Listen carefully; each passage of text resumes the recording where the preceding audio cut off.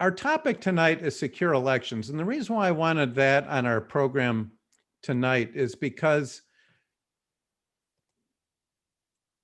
after what happened in November, there's a lot of people that are worried about what's going to happen going forward. And as I said, as we go into the next election cycle, a lot of us who support candidates, who write checks, who go to events and all that, almost feel as if it's moot. What's the point of it if an election is rigged, if we don't trust it?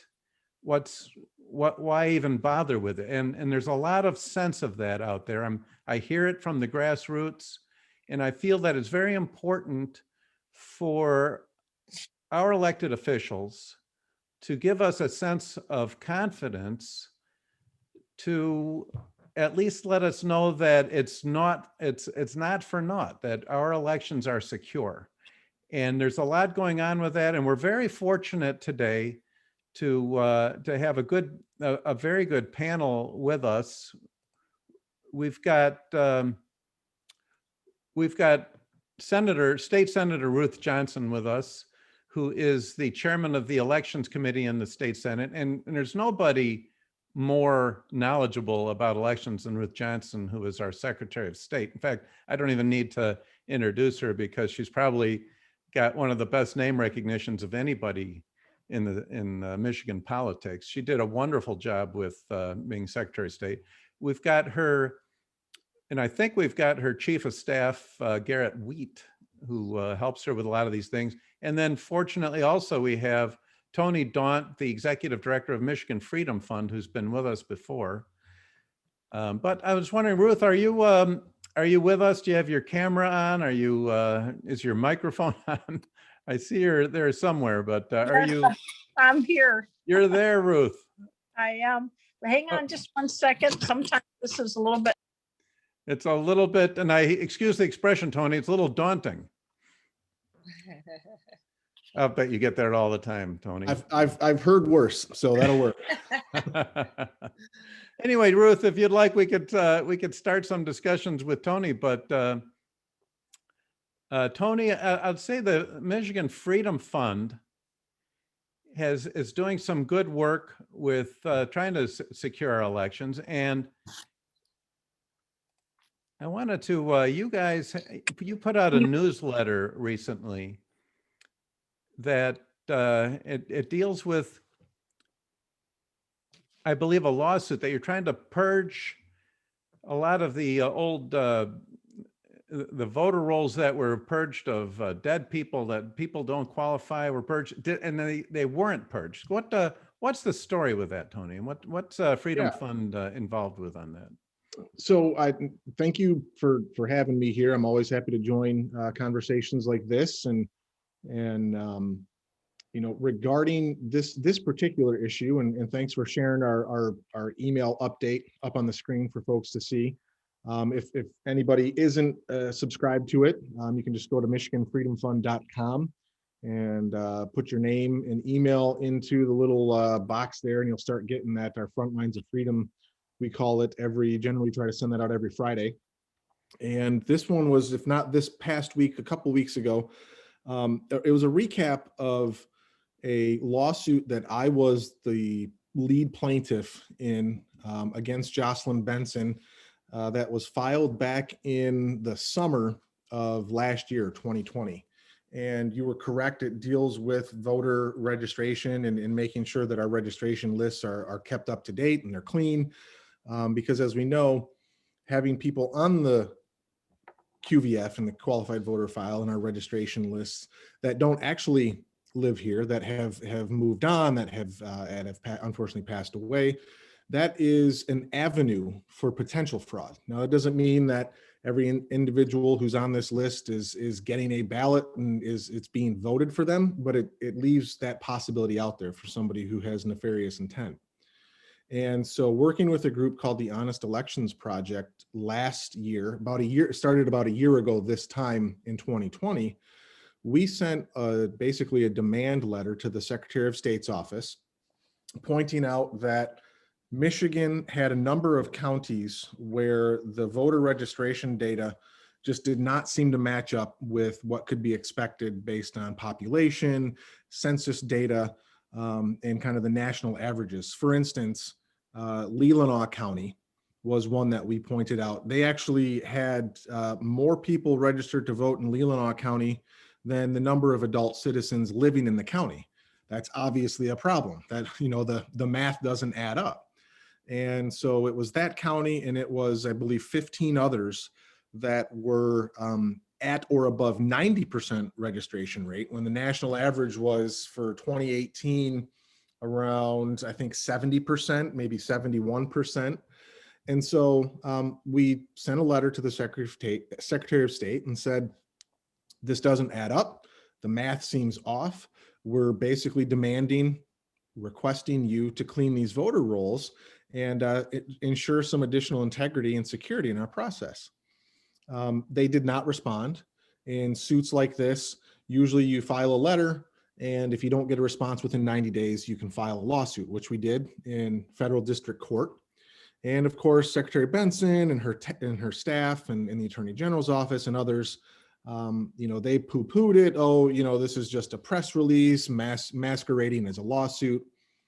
Well, they tried to have the suit dismissed, and they were unsuccessful. The judge said, basically, nice try, but it's time to move on to discovery. And once they failed in their attempt to dismiss it, all of a sudden they decided to get kind of serious about cleaning up those voter rolls. And they kept asking for extensions related to the lawsuit. We kind of knew what they were doing was that they were looking for additional time to clean up the voter roll so they could say, this suit's meritless. It's exactly what happened about a month ago. The Secretary of State's office put out a big splash press release. We've removed 177,000 people from our voter rolls. Oh, and by the way, the Daunt lawsuit had nothing to do with this. You know, anybody that's watched or, you know, knows their Macbeth, their Shakespeare, the lady doth protesteth too much. It kind of drew attention to the fact that it was our lawsuit that forced their hand on this. So it's a great start.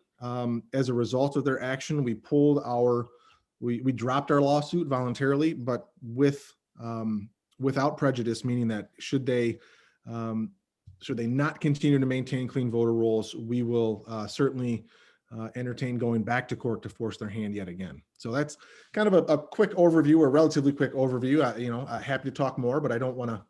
Julie, we had a question that came in regarding this. Yes, that was Douglas Nickel, and he asks, can and are Michigan rules for absentee ballots standardized throughout the state? He says, example, receiving by date, ID verification, signature verification. Does Michigan allow absentee ballots counted before election day? How long do the clerks have to get them to their totals? Now, I think Ruth will certainly be a much more expert voice on a good number of those pieces of that question. Okay. But I'll let her handle that one. But just real on one piece, I know for certain, we do not allow counting of ballots in the state of Michigan prior to election day. They can't be counted until polls open on election day. This last year, municipalities of a certain number were provided additional time to pre-process, to open and get basically remove the secrecy envelope or the open envelope. But again, I'll let Ruth kind of speak to some of those. Okay, thank you. Julie, we had another question specific to the 177,000. Yes, that was Patrick Smith. I apologize. Yes, Patrick Smith, he is asking regarding the 177,000 voters in January of last month. I'm going to summarize his because it's a huge paragraph here. Basically, he's asking that 177,000 votes that was in January, was that recounted? They took it off the books, and then did they put it back on the books? So these are folks who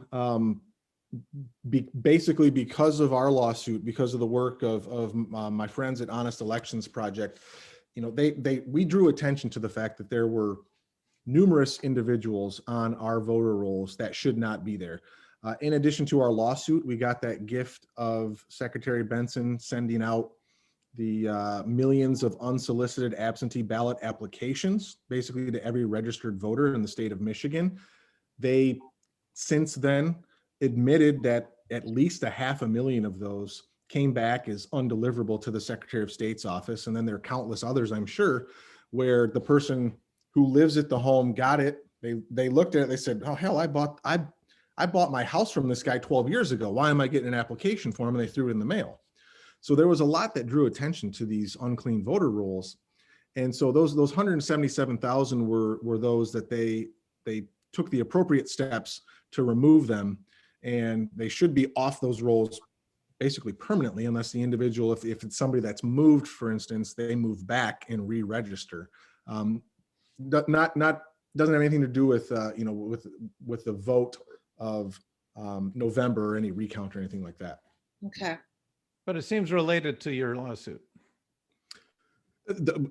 Oh, absolutely. Those, I mean, without question, the 177,000 that they removed, that would not, we are confident that would not have happened, and it would not have happened so quickly if it were not for our lawsuit and the attention that we drew to those numbers, along with the fiasco of those unsolicited absentee ballot applications.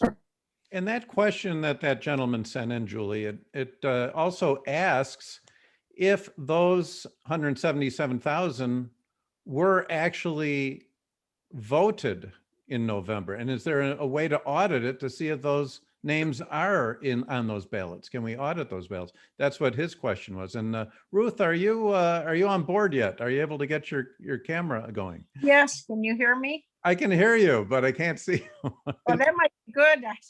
I've started out early this morning. Let me see if I can try that again and put that on. You're a busy woman, Ruth, and I will like to say I do appreciate your joining us tonight. You've always been a good friend of NORC. And can you see me now? no. Oh, no. Well, I can still tell you what's going on. And I, first of all, want to thank you, Matt, for inviting me. And I want to thank every single person that's on tonight, because it means so much. Down to no, the video says it's on. I'm sorry. If it wasn't for the grassroots, I can't tell you how much trouble we'd be in. And I also want to thank Tony Daunt, because it is his lawsuit that got 177,000 people off the qualified voter file that it should have never been sent absentee ballot requests, or I call them invitations to vote, by Jocelyn Benson, our Secretary of State. It was her actions are deplorable in so many ways. And I do want to give special thanks to Tony, because it is one of the lawsuits that we actually won. And right now I'm working with Carl Rove and the Republican State Leadership Committee. They formed a new Election Integrity Commission, and I'm the legislative chair of the commission. And I'm working with Alabama Secretary of State John Merrill, who is the Secretary of State chair. And I worked with John when I was Michigan Secretary of State, and actually he traveled to Michigan from Alabama to help us with some legislation.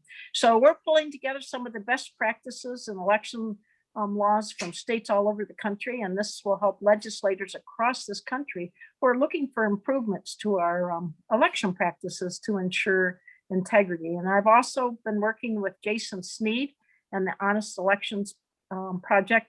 They recently had success working with Freedom Fund and Tony Daunt on a lawsuit that we just talked about. I mean, 177,000. I've had elections won or lost when I was the Oakland County clerk that were actually tied, and we either had to flip a coin or draw out something that said win or lost. So it means so much to make sure we have good, honest, secure, and fair elections.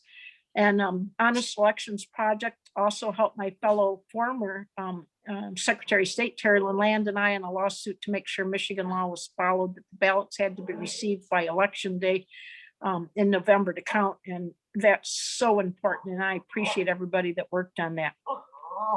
The current Secretary of State, and I hate it when they say the old Secretary of State did a good job. I keep saying, please, could you say the previous instead of the old? She spent over $11 million, over half of that federal money to go to promote vote by mail. And she mailed unsolicited absentee ballot applications to 7 million people.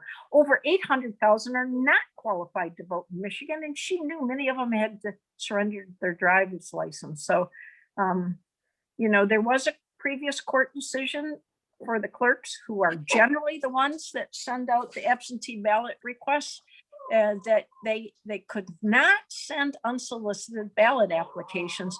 The voter must request them, but it doesn't say the Secretary of State. The Secretary of State never sent them out. It was always the 1,520 local clerks. Then she admitted she included people in her mailing list that she knew surrendered their driver's license to another state. So we received hundreds and hundreds of those to my office. And I'm estimating she sent out 800,000 invitations to vote to individuals who are not eligible. So we discovered that during the joint Senate Elections and Oversight Committee hearing, that her office had not removed those names eligible to be purged. And the federal government says you have to keep them on for 2 federal elections. And again, I give Tony Daunt the credit for getting off those 177,000 people that had no right to be on that list and be sent invitations. So we know that's a really big problem. And then also the Secretary of State changed the definition of verify. When somebody surrenders their driver's license, they don't surrender their voter registration card. We have no system in this country to do that. But we do know, because we're one of the few states that do DMV as well as elections, that these people surrendered their driver's license because they moved to another state. She knew that, and she still sent them these invitations to vote, which really tees it up for for people that want to cheat. It gives them the ability to do that. And then she changed the definition to verify to the 1,520 clerks that actually conduct the elections. She changed the definition from verify to really verify means nothing more than if any of us voted. It used to be you would call them and say, hey, Sam, it shows here you moved to Florida and got a license. No longer are they supposed to do that. They're just supposed to take them, even though we know they've moved. And then when she was on Frank Beckman, she said, we're supplying software, signature verification software for all our clerks to help them verify the huge quantities of absentee ballots they're getting. But she never, ever delivered on that promise. The state hasn't provided any community in Michigan with that software that I'm aware of. So she's supposed to be supporting local clerks. That's your job as Secretary of State. She's supposed to be doing things to increase the integrity of our elections. Instead, she's making partisan decisions, spending our tax dollars that are for COVID-related expenses like PPE and our election workers, and doing mailings with them instead. So she's undermined our local clerks repeatedly. And then we have another change by the Secretary of State that she created. Welcome to Zoom. Enter your meeting ID followed by pound.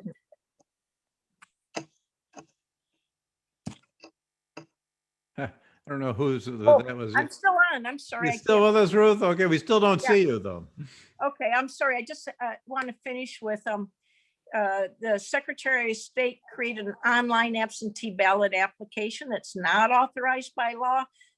COVID became an excuse rather than a reason to do things. She didn't come to the legislature to get permission to create this portal.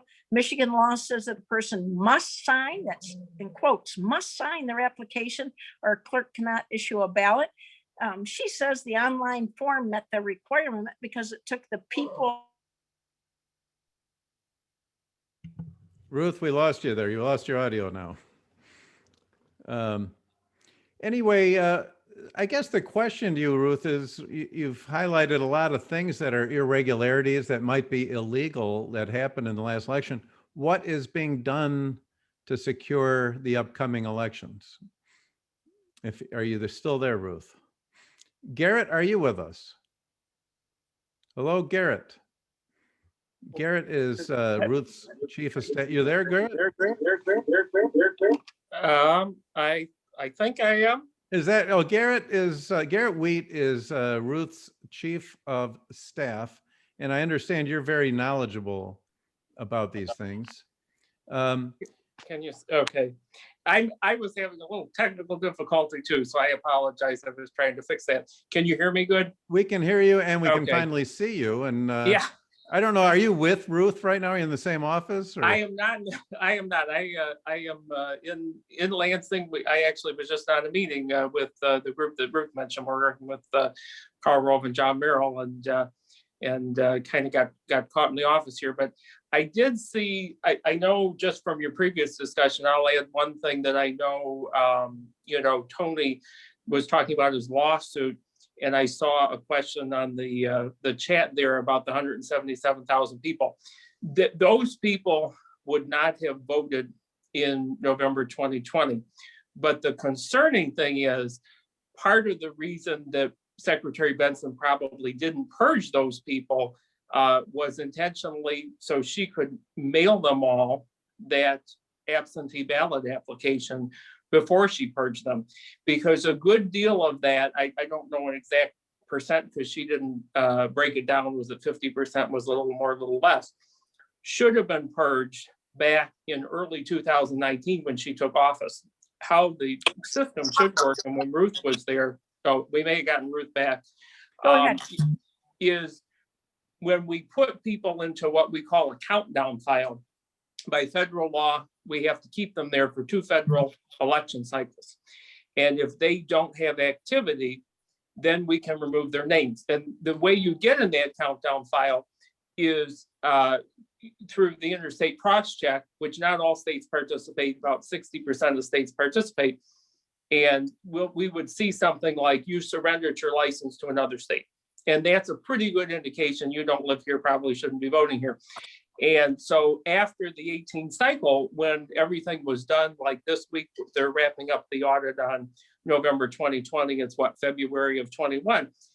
Normally, those names would have been removed. And she did not remove any. We got emails as we did oversight committees where they said they had pulled them for executive review.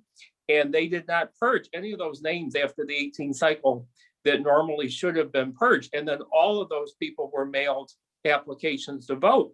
And, one of Ruth's concerns is if somebody, for example, lived out of state, if it was recent, we heard some of those people actually may have gotten it forwarded. And then if they vote, one, the signature is going to match, as Ruth explained, she changed what verify meant. If you are that person, but you live in another state, your signature is going to match. And then if they voted, they would not be in the 177,000 people that came off, because voting is activity. And then that takes you off of the countdown to be purged. So, we're thankful to Tony and Honest Election Project for doing that and forcing her to finally do what she should have been doing. But many of those names should have been taken off much earlier. And then they were all on their mailing. But there's a chance that if we do an audit, we might find some of those names actually were voted and they might be on the ballots from. So I don't believe so, because really what she's done is she's taken them off the rolls, right? And that's what she doesn't like doing, right? She would criticize Ruth when she would take people off. The problem is she waited, mailed them all an application to vote, whether they lived here or not. And if they did vote, they're not getting purged, right? I mean, if they didn't live in the state, we would want their name off of that list. But now there's not a good way to know, because there's no national system, whether anybody that doesn't live here voted on one of those. And if they voted on one of them, their name gets taken out, and then they're still on their voting rolls. Ruth, I'm starting to see some part of your picture, but looks like most of your screen is blacked out, like you've got a cover over your camera. I'm not sure. It's not working right. I think I need a new one. I apologize. It just started doing this tonight. Anyway, Ruth, so I think Garrett has been filling in well for you while you were. Yes, I've been listening. He's very articulate. Very good. But Ruth, what can I don't want to really relitigate what happened in November, because we had our November meeting about the fraud of that election. And if anybody wants to see that, you can see the whole meeting in its entirety on our YouTube channel. Just go to just search North Oakland Republican Club and you'll see our November election, and we had a lot of eyewitnesses. So that's not the point of this meeting. But Ruth, really what I want to discuss in this meeting, how can we make the activists and people who support candidates confident that this election won't have the same kind of irregularities coming forward in 2022, and that supporting and writing checks to candidates is not a waste of time? Matt, you're absolutely right. And the first thing we need to do is be truthful. There was a lot of cheating, more than I've ever seen, but nothing close to changing the outcome of the elections. And you have attorneys that are hired not for justice, but to represent someone. And we need to realize that we have to tell the truth as activists, as Republicans, that the attorneys weren't always truthful with us. And I saw Terry Nalamatthew write in, we need to get rid of Dominion. That, if people really knew the details, they've been told so many things that I would be probably trying to grab up all those voting machines if I didn't really know the truth from being Secretary of State.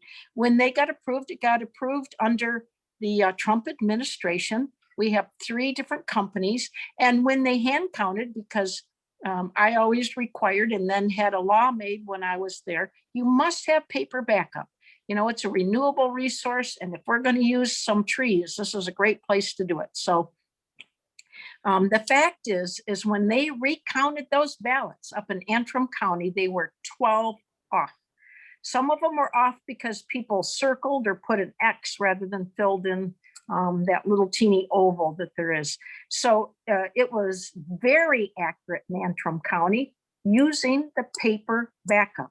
We have largely been not told the truth by attorneys that are hired by people to represent them, not represent liberty, not represent truth, but represent somebody.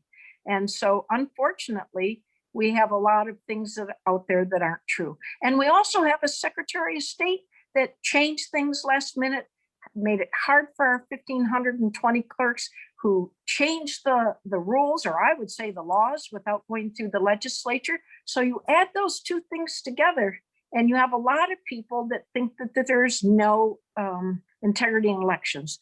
We did have cheating, but if we keep harping on things that are not accurate, that really didn't happen because we have people that have secondary gains, attorneys especially, that say that, then we've lost our ability to get change in the things that we need. Now, I don't blame anyone. I would be one of those people in DC if I didn't know that a lot of those things were inaccurate, just not true.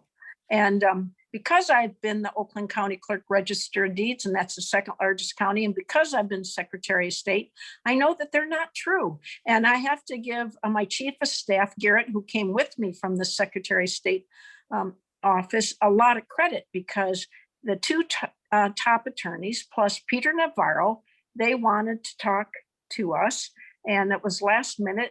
And I asked Garrett to take that call because Garrett showed them every way that they said there was massive cheating that wasn't true. He explained it. And really, they said, we don't care. We just want one person to win. Well, I believe in the Constitution. I believe in fairness. And I don't subscribe to lies by people. And unfortunately, between the left really taking advantage of the situation, and I think doing things that are illegal, and we drew a judge, by the way, that was an appointee of a Democrat president who would just let them do anything. We're not getting to the core issues. We're not getting to where the cheating happened. We're off on Dominion. Dominion has not one case where there was some kind of cheating. And we know that because we had a recount in Antrim County, and it was 12 votes off. And I don't want them to be any votes off, but those were largely because somebody drew an X rather than filled it in. Well, Ruth, I'd like to ask you a question regarding that question about voting machines that may have been connected to the internet, and could be, being that they are connected to the internet, it would mean that there is a potential that they could be altered. I guess the question is, were they, and is there anything to prevent voting counting machines from being connected to any sort of communication system? Matt, I appreciate that question so much because that's one of the things that we've been told over and over. And as people that care about democracy, that donate our time, like people that are on tonight, we would do anything to make sure there was fairness in elections. But we haven't been told the truth by many attorneys. I mean, really, there is suspenders and a belt to make sure that nothing like that would happen. And let's take Antrim County for a moment. And what happened was the county clerk did not update her software, and she should have, and it was wrong. But first of all, Congressman Bergman knew right away, because Antrim County is very Republican. The clerk is a big Trump supporter. So he knew right away when he saw those votes, there was something wrong. Those tabulators had the right information. Often the results are sent in, but then they have to turn in the thumb drive that has the information in every single ballot to the canvas folks at the county. That night, the same night that they get done, they have to drive it directly there. So Congressman Bergman figured it out, but the canvas would have figured it out too, that there was something wrong. And the thumb drives are delivered to the county so that the elections department in each county would have had those, which would have caught that. And then the canvas gets it. So really, we were sold a bill of goods that was not accurate. So we're fighting for against a company that under Trump, it was accepted as scientifically good. And by the way, I've had my identity stolen and I've had my charge card stolen 4 times. And I know that it's a vigilance. There's never a time that you get done that you can say we did it. But it didn't happen. It was 12 votes off, which was largely from X's rather than filling in the oval in a county. I don't want it to be one off. It was not Dominion. All those things that we were told are not accurate. And so what happens? We dwell on that and we don't get the rest of the things that happened, which is more cheating than I've ever seen in the 32 years. Whoa, are you all right, Ruth? In the 32 years I've been elected, that just simply did not happen. And I'm very angry at the people that keep pushing it when they know that there was a recount and it was 12 off. Can you say anything that would put people's minds at ease that any counting system, machine or whatever, would not be connected to a communication device like the internet or anything that could possibly alter any of the results? Yes, absolutely. Those are pre-numbers that are given. They must, every 1,520 clerks must take that information to their county. And then they also have to take the thumb drive to that county, which they plug them in. So if it was somehow off, like it was in Antrim County, it would be caught then. And if it wasn't caught then for some irregular reason that I've never heard of, it would be caught in the canvas. So again, we've had people that are very credible, very powerful, a lot of attorneys that are not looking for justice, they are representing their client. And they have sold us a bill of goods that have gotten us away from where we really have cheating, where we really have problems, where we need to fix them. But yes, we have suspenders and a belt. I'd like to ask you, Ruth, I see there's several bills going through the House regarding trying to make the elections a little more secure. For example, there's this one about ballot applications and forged signatures for mail-in ballots and things like that. Just wondering, since you are the chairman of the Senate Elections Committee, what is going through there that would also help secure elections? I think Garrett and I, and Garrett came with me from the Secretary of State's office, we have 21 bill ideas. Some of the things in the House, which I haven't seen yet, but have heard of, are good, and some of them have unintended consequences. So we'll go through each one I think we're all trying to reach the same goal. We need secure and fair elections. And, one of the problems is that when I ran initially 10 years ago for Secretary of State, I never got booed more ever in my life when I said I supported no reason absentee, because a lot of people were cheating and just said, I expect to be out of town. 60 and over could already do it. If you were in the military, if you had a disability, all those things. I wanted them to come to each township and city, all the 1,520, and show their ID or sign an affidavit of identity. That did not get passed, unfortunately. I had the votes, but I had a lot of opposition. And when I spoke to the Tea Party, they booed me. And when I told them why, they actually endorsed me originally for Secretary of State. Everything is in the nuts and bolts of how you do something. And the nuts and bolts now are nothing. You can vote in multiple places. You don't have to see a warm body. You can use anything for ID, even your college ID, where Rock the Vote reportedly told people they could vote even if they didn't live there. So we need to work hard. And what I found out in the last 2 years, is there's nothing more important than you and the people on here tonight. It is the grassroots that will make the difference.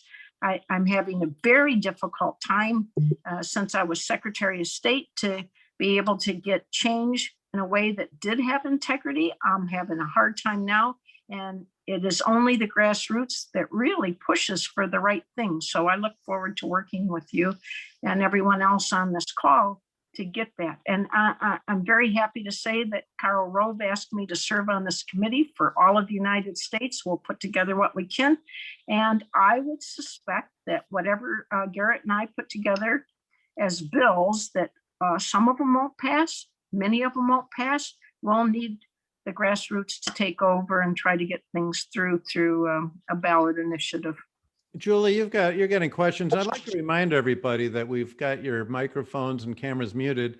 If you have any questions for Senator Johnson, put them into the Q&A section at the bottom. And also, if you are a elected official or candidate, mention yourself in the chat area, and Julie will give you a shout out. So Julie, what questions are we getting in for Senator Johnson? I do have one. Her name is Teresa Bill, and she is the treasurer of Roland Township. And Yay, that's one township, only 5,400 of us in the state in well, Groveland. there you go, because she's asking, how do we proceed forward and expect to have a fair election under the current condition? What changes does Ruth hope to see happen before the next election cycle?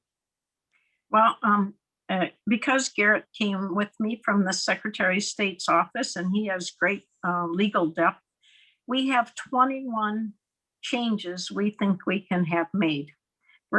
We are shared power. Like I've worked under 5 governors. And I also served 6 years with Gretchen Whitmer in the House of Representatives. I have never worked with anyone so partisan. And she goes, oh, I'm not partisan. She is the vice chair of the Democratic National Party. She is so partisan. I've never worked with anybody so partisan. So we can't just pass something because she'll veto it. So we're going to count on grassroots quite a bit. Garrett and I will negotiate best we can with as many bills as we can, but ultimately it'll be you, because she's not going to accept many of the bills that I think are important. It is unfortunate, but true. Julie, any other questions? I know we have a lot that came in. Actually, there's another one from Doug Nichols, and he asks regarding can and are Michigan rules for absentee ballots standardized throughout the state? Example, receiving by date, ID verification, signature verification. Does Michigan allow absentee ballots? Oh yes, count before the election day. We don't count. I did pass a bill that said on Monday between 10 and 8 p.m. so we could have poll watchers there, that communities with over 25,000 population, they can pre-process. They can't look at the ballot. They can't take it out of the secrecy envelope, but they can register it because we have so many more people voting absentee. So we want, and we also, I had a bill that said we need to do shifts. No one can work 40 hours or 30 hours and not make lots of mistakes. So we put in shifting too. Just like my dad worked at the shop in at Chrysler, they had shifts. So we have shifts, and that really seemed to help a lot. And it also helped that we allowed them to pre-process from 10 to 8 on Monday. That was sunsetted, it's gone. And that's good because we're going to have to negotiate with the Democrats on what other bills we have. And the clerks really, really like that. They deserve that. So do the workers deserve that. You cannot simply sit there for 30, 40 hours. Having said that, we have 1,520 clerks that conduct and count the elections. And out of the 1,520, 1,500 got it done right away. Even the ones that were slower, we were much faster than most of the states. There is some talk about allowing counting 2 weeks in advance. I absolutely do not support that. How are we going to get people to take off work to stand there and watch them for 2 weeks? It's a ridiculous idea. So I'll fight that vehemently, but I will continue to push the Monday, not to look at the ballot, not to run them through the machines, but just to write down the identification number and the fact that you collected the ballot. That helps the clerks and helps with integrity. But once you open it up and separate the ballot from the envelope where the signature is, doesn't that create an opportunity for any malfeasance? Well, not really. And that's another misnomer that's been put out there. The clerks check them well before they send them out to the voter. So when they say you don't have a number, no, there's no place for a number. When they come back in, they've already checked the signature before they went out. So it's another misnomer that hurts us with the real cheating. And I've never seen so much cheating. It might be 10 or 20,000 or gaming the system. And on this election, it didn't make a difference in the outcome.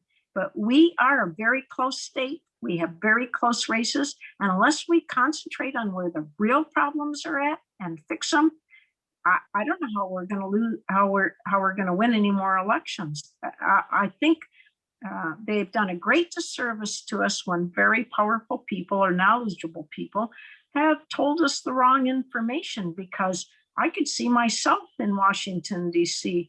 I'm an old citizen activist, but only because I knew the real information. I knew that most of the things they were saying were inaccurate, and that takes away from the things that are accurate. Well, I see Terry Whitney asked a question. He's our communications director. You see that, Julie. He wants to know, how can the Secretary of State violate state law by bypassing the state legislature? Yeah, she got it. One of the things I learned when I was Secretary of State that's still to this day alarming to me, I used to say, how good is our case? And I learned to say, who appointed that judge? And they had a Democrat appointed judge for all these cases. And she ruled on a partisan platform rather than what I think was what she should have ruled on, which is right and wrong. And even when I was Secretary of State, I realized my job was nonpartisan. And I did everything I could not to be partisan. It's amazing how partisan our judges are. And this judge ruled whatever way the governor wanted, and Benson. And I think it's a travesty of justice. Well, Tony, I guess that's one of the things Freedom Fund is doing, is trying to use the judiciary to try to correct problems like that. And if there's a bad judge, then isn't there an appeal process to keep going forward with it? Right. And Ruth has done a nice job of pointing out some of the items that just simply are not true. They don't hold water. In our system, when allegations are made, you need to back those allegations up with proof. And just in wild conspiracy theories, perhaps a lot of people on here aren't going to want to hear this, but wild conspiracy theories about Dominion switching votes, about Antrim being an incorrect vote, that there's a 68% error rate. Those things are simply not true. And you are being lied to by people who should know better. If they don't know better, they simply lack the common sense to see through the silliness of it. Just claiming you have proof is not proof. In our system, in our judicial system, you got to show that proof or else it doesn't count. And my lawsuit, for instance, I knew that there were people on the voter rolls who shouldn't be there. And we worked within the system to have that addressed. The Secretary of State tried to say, oh, there's nothing to be concerned about. She was wrong. She was bluffing. If you want to be a little less kind, she was lying. And that's unfortunate, because what that does is help spread conspiracy theories. It ripens the ground for bad actors on either side to spread theories that aren't true. And it undermines faith in our system. I intend to keep them. Julie, I'm sorry, I mean, cut you off there, Tony, but Julie, we're getting a lot of questions coming in. Can you want to try to tackle some? Well, okay, this one I'm not sure, but I'll pull it out there for you. It's Arlene Pierce, and she is asking, is Michigan Legislature aware of and considering the recommendations from a well-funded, well-researched Congressional 2005 Carter-Baker Election Commission report? Does anybody know? Okay.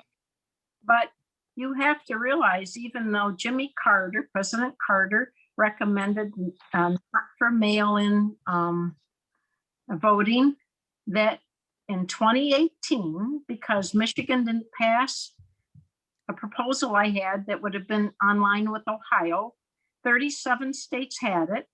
It had 68% backing by the people. Ours would have been the hardest to cheat with Ohio out of the 37 states. I had the votes in the House. I had the votes in the Senate. I couldn't get the leadership to put it through. So, and I told them the Democrats are going to come through with a ballot proposal because there's so much support for it. I could not talk them into it. And the fact is they wouldn't vote on mine that made them show ID, go to the clerk's office, or sign an affidavit of identity at that clerk's office. And because we did not act very pragmatically in a way that would have protected the integrity of our elections, they did pass that proposal in November of 2018. They said in that proposal that you would have a secret ballot. That was always part of Michigan. They said that the military would have 45 days to vote. It was already a state and federal law. But what they didn't tell you, and what the media wouldn't tell you, is you never had to see a warm body like we do now once before you vote by mail or absentee. And that we would not have the integrity that we had in our system. And so it passed by, I think, 68% of the vote, but it passed without the knowledge people needed, and it passed by deception. It is now part of Michigan's Constitution. We need 2/3 votes to change that. That is in our Constitution now. We cannot simply vote that. We have a very fine edge in the Senate. We have a governor that would veto it. We don't have a chance to change that right now. And that's why I appreciate the grassroots. That's our only chance to turn this purple state back to red so that we can get those things done. Hopefully, getting 2/3 is a high hill to climb. Julie, more questions? Actually, John Leposki, do we need a ballot proposal for change? I'm not. John, anything more? We'll Yeah. let John change to what? We need something more specific. What other questions have we got, Hold on. Julie? Yeah, Well, and if I'll take that one real quickly. sure. I think Ruth may have mentioned this. There are certain things that we should do legislatively, and that the legislature is working on to improve the integrity and the security of our elections. Things like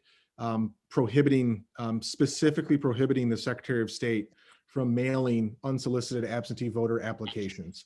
That's something that should be handled by the local clerks. It creates a tremendous amount of confusion and angst with the local clerks, especially when they're not communicated with as to how that process is going to work. And so there are probably things that the legislature will introduce and pass that will that will be vetoed by the governor. And it's likely, it's certainly possible, if not likely, that there will be an effort to do a citizens initiated law, so that, like with prevailing wage repeal, with the Unlock Michigan repeal of the 1945 Governor's Emergency Powers Act, that will bypass the need for the governor's signature. So it's very possible that there will be an effort. It's just, we got to kind of see what happens with the legislative effort first. Julie, more? So there's a William, and pardon me, is it Rad W? Rowerdink? Thank you. Every election, 83 counties report that Wayne takes several days to settle their numbers. Then, surprise, Wayne pushes Dems to victory. Why not hold all 83 counties until Wayne is done? They might cheat, but they won't know how many votes are needed. No cost improvement and not a solution.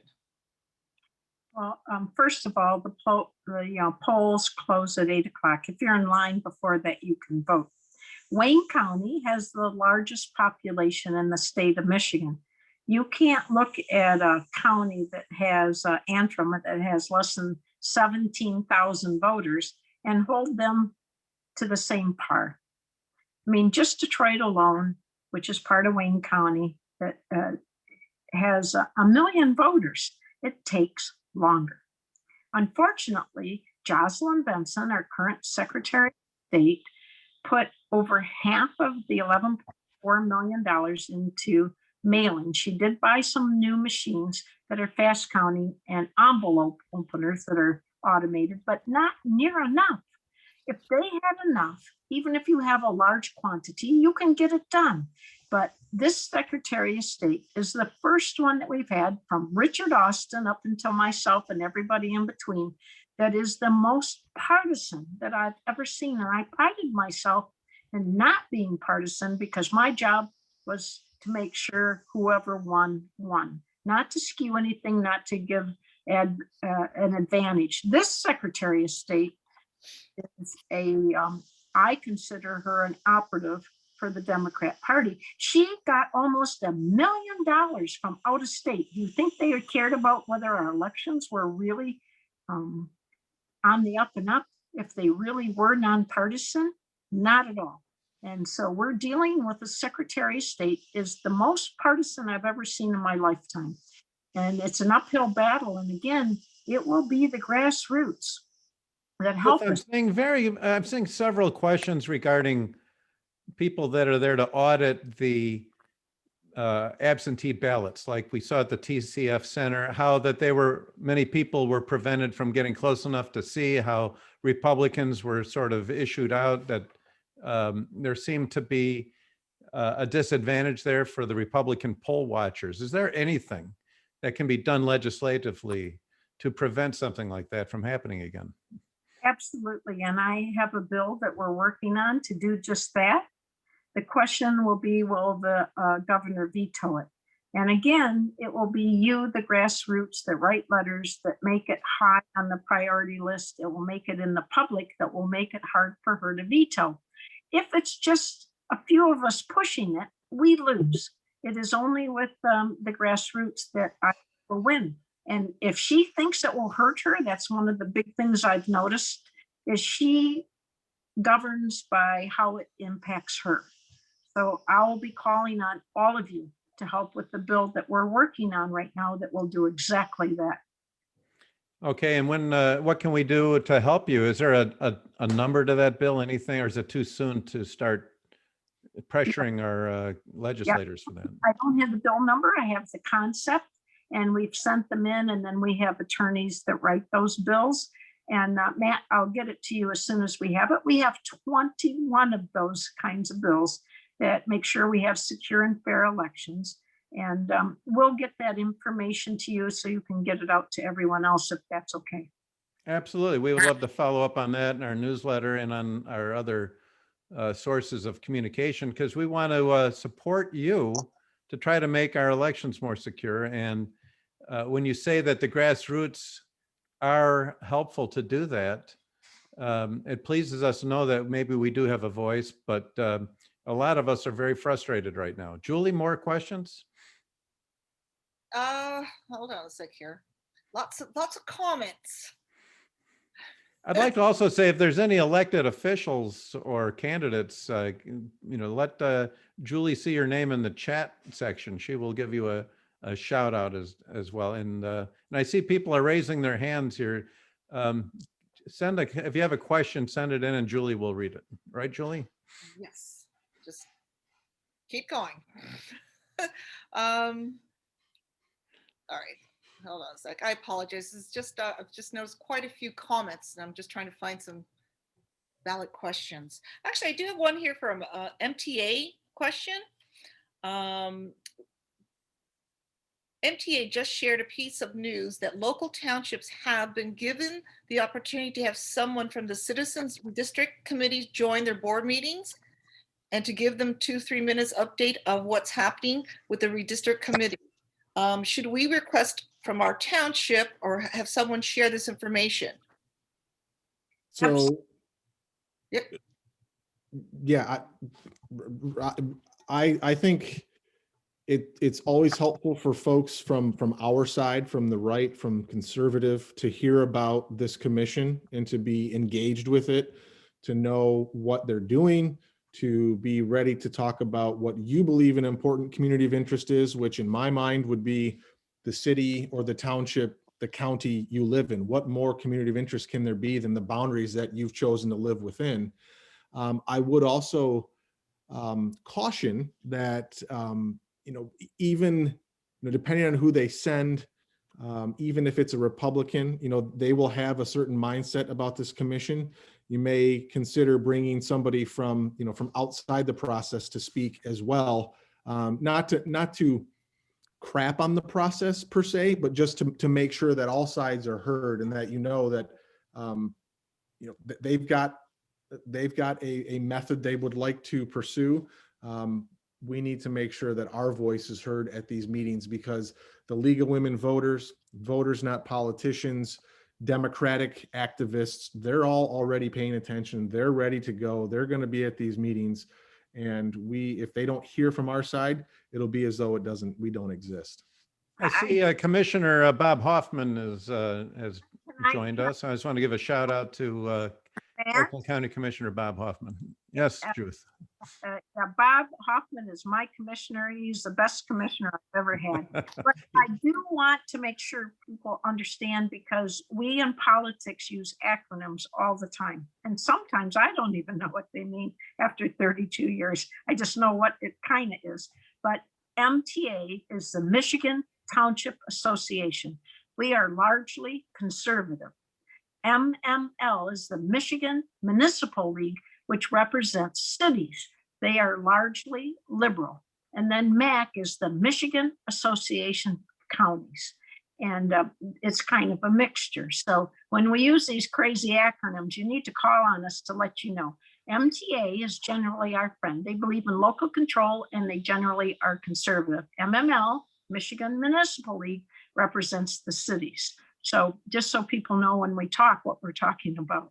No, that is very useful. And I see a question also from Fritz Bayermeister, which sounds like beer master, but Fritz is asking about the verification process for signatures on absentee ballots. And he's thinking that needs to be somehow augmented. Is there anything in all that legislation, Senator Johnson, that deals with trying to ensure that the signatures are verified on absentee ballots? Fritz is very informed.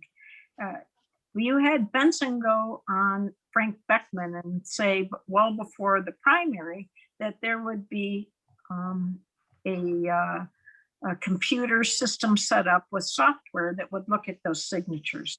There's nobody that is good that knows signatures. I looked into it. It cost $3,000 signature for an expert. And I had a couple friends in high school that when they might have missed a class, they signed their parents' name and they were actually better at it than their parents. So I don't know how many of you might have done that, and I'm not asking, but unless you have something that really verifies it, you don't know. But you have a Secretary of State that's working with Rock the Vote that says it doesn't matter where you live, you can vote here. And you do same day registration. You do it without a driver's license or state ID, or even an affidavit of identity. These are the things that our Secretary of State, our current one, made changes on. And it's no wonder people don't trust our vote. And she set it up so that there were so many irregularities that I fault no one. Matter of fact, I thank them when they stand up against some of these things. But, we're often faulted as Republicans as being offbeat. We're not offbeat. We know that we're being gamed. And I thank every one of you for standing up for it. But we do need to be very careful that we make sure we only go after things that are legitimate. Otherwise, we lose all our credibility. All right, I've got another question here. Lori Skidbow, and it says here, why do we use a servers out of the country to host/count our votes? We don't. That was another one of the lies that we were told by attorneys that are representing their clients, not us. We have to be sure we don't get confused as to who's talking and who's telling us information. If they're an attorney that have been hired by somebody, they're going to represent their client, not liberty, not justice, not accurate information always. And that's what's really hard to discern sometimes. Well, Ruth, I'd like to ask you, how do you know what you're saying is accurate? Has there been an investigation, or are you just saying that there hasn't been anything to prove that? But there's been nothing to prove it. I was the Secretary of State until 2 years and a couple months ago. And that's not how it works. That's not the platform. That's not how the tabulators work. It has nothing to do with that. And I get angry at these people that want to get their way rather than want democracy, want to follow the Constitution.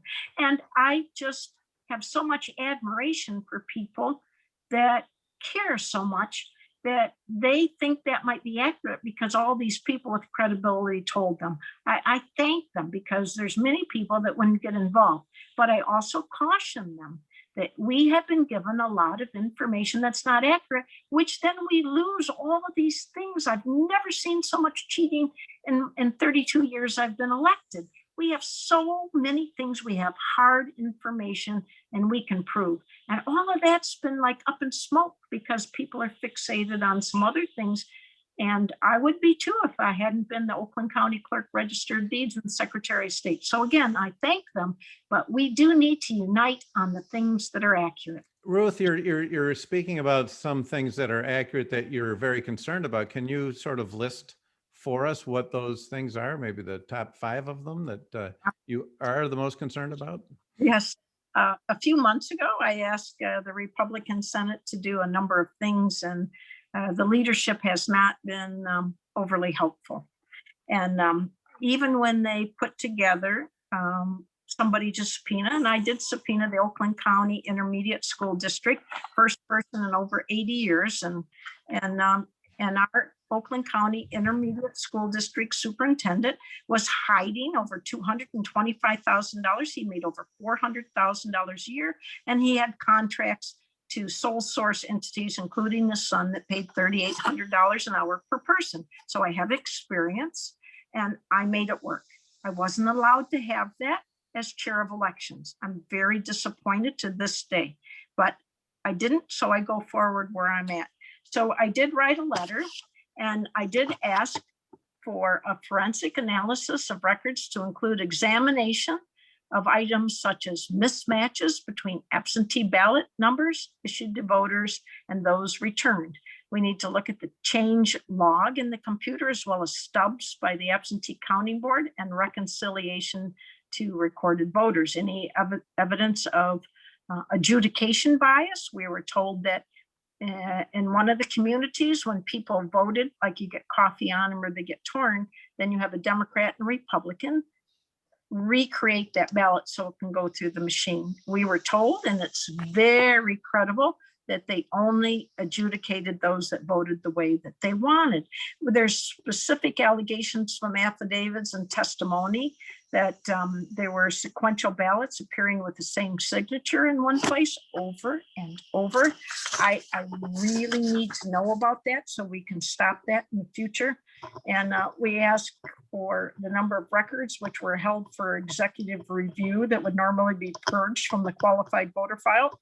Obviously, if it wasn't for Tony Daunt, we'd still have 177,000 on there that didn't belong. We have a national law that says you have to keep them on for 2 national elections, and you have a Secretary of State that sent out invitations to those people, even though they moved and got a driver's license in another state. She sent them an invitation to vote. And we need to ensure through a appropriate legislative oversight that the 800,000 absentee ballot applications were handled properly. I got people that had moved, that were dead, that were non-citizens and underage. I want to know more about that. And the additional information about the programming area that caused non-citizens to be registered to vote. The Secretary of State said, oh, it was an accident. By the way, my father was an immigrant. I'm a big proponent of immigration, but until you're a US citizen, the federal law says, and I agree with, you shall not vote in federal elections. So we have a whole host of things that I would like to get to the bottom of, and I've had a very difficult time, but I will not give up. And I often, like the RTA, the Regional Transit Authority, the only reason why we won that, there was so much money, so much push, but bipartisan, was because of you.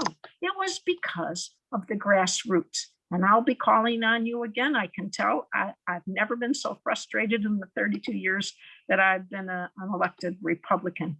It is a bad situation right now, and you're the ones that give me hope. So thank you. Ruth, thank you. I see a question from Mark Monahan, who is a new Waterford Township trustee. Welcome. Yep, this is his first term. And he's asking, can a ballot be run through a machine more than once? Okay, so that did happen. And what happened was, with the fast counting machines, they run through a handful. If it jams, which it does once in a while because it's so fast, then they push a button to reset and run them through again. So if you view that, I would think, if I hadn't been Secretary of State or County Clerk, that yes, that was cheating. It's not, it's how you do it. Now, there were about 346 ballots they forgot to push that reset button to put them all through again. But it was caught in the canvas. We in Michigan wear suspenders and a belt to make sure it's done accurately. Unfortunately, we have a Secretary of State that makes up her own laws and rules, and then you get a Democrat appointed judge who agrees with her no matter what. It's so important that we work hard, and I know all of you do already. You wouldn't be here on this tonight. But we have to get more Republicans elected. We are in slightly a blue state. I'm in a district that's a mushy, could be Democrat or Republican. And I suspect when the new lines come out that I may be redistricted out because Benson now will, in essence, be in charge. And I'm a big thorn in her for sure. So I would ask each of you, did you know that we have no senators from Wayne County? When I was a state rep, we had Laura Toy and we had another Republican. In Oakland County, we have 2 senators left, myself and Jim Runstead. And by the way, Jim Runstead is one of the most honest people I've ever met. He never votes to get money from the lobbyists. He never votes against what's best for the public. He votes what's best for the people. And because of that, neither one of us are good fundraisers because nobody's going to give us a lot of money. But we're there for you. We have 2 left.